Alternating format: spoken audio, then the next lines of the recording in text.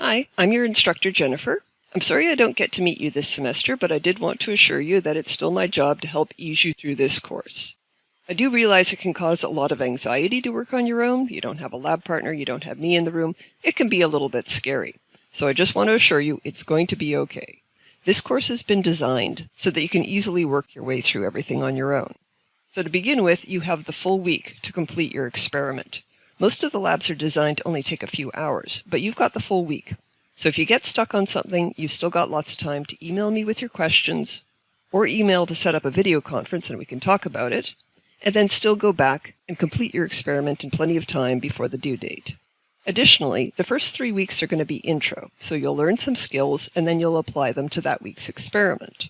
So in the first week, you're going to be learning about how to use your IOLab sensor, how to take data and estimate uncertainties, and how to propagate uncertainties through an equation. Then you'll start the acceleration on an incline experiment, where you'll apply those skills. In the second week, you're going to learn how to use Excel, how to analyze your values, and how to write that up in your typed report. And then you'll finish the acceleration on an incline experiment. Then, in the third week, you're going to learn about graphing, and then you'll complete the ideal spring experiment. After that, all of the experiments will feature 1 or 2 short videos that you watch that tell you everything you need to know to complete that week's experiment. And then you'll do the lab on your own, write up your results, and submit your report to your lab instructor for grading. Now, I am expecting that you'll have questions sometimes, so do email me those. Or, as I say, you can email for a video conference and we can talk about it in person. I do want to make this semester a good experience for you, so do get in touch with me if you're struggling with anything. So, in the next part of the video, I'm going to summarize some important information about the labs. So in this course, every week for a typical experiment, you'd see a video that you watch to show you how to do the experiment. And underneath that, there will be the lab manual file. And there also will be some template files for you. So for example, there will be a template typed report. And you would fill this in and hand it in as part of your lab report. Likewise, there's always a template spreadsheet that you can open up. And again, you would fill this in with all your calculations and hand it in for grading also. And some weeks, you'll also hand in a computer graph that you make with a program called Line Graph that we provide to you. And later in the semester, we'll transition you to writing your raw data in a notebook by hand, but that won't be for a while yet. Now, the typed report in particular is something where you'll need to fill in more and more details as the weeks go by. In other words, these templates will have less and less stuff filled in for you when you first open them up. So because the amount of work you turn in will change a little bit from week to week, when I grade your work, I'm going to be assigning you a general mark for each element of your report. Let me show you what that looks like.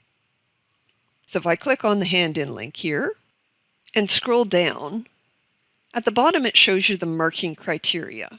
So you can see that you just get a mark out of 5 for the experimental data, and a mark out of 5 for your typed report, and a mark out of 5 for your spreadsheet.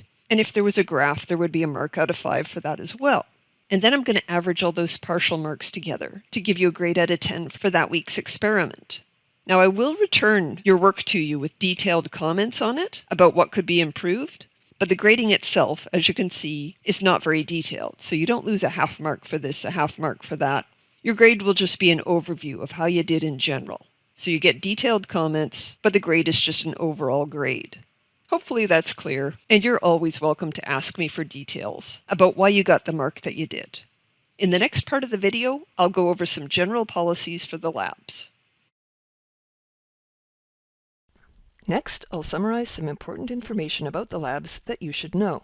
So first of all, the labs are worth 25% of your course grade, and there is no lab exam, it's just experiments. Generally, you're going to be doing 1 lab per week every week. There are some exceptions to that, but usually it's 1 lab a week every week. And you do have the full week to complete the experiment. The labs are actually designed to be finished in 3 hours, but you do have the full week to finish them.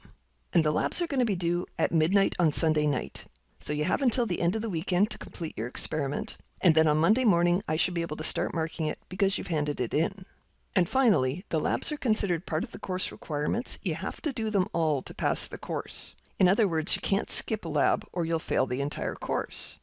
That said, if you're unable to complete an experiment on time, say because you're sick or for some other reason, try to get a message to me to let me know what's going on. You will need to make up all of the missed work by the end of classes, but I can be lenient about deadlines if I know that you're struggling with something in real life. If you have any questions about any of this, please feel free to get in touch with me.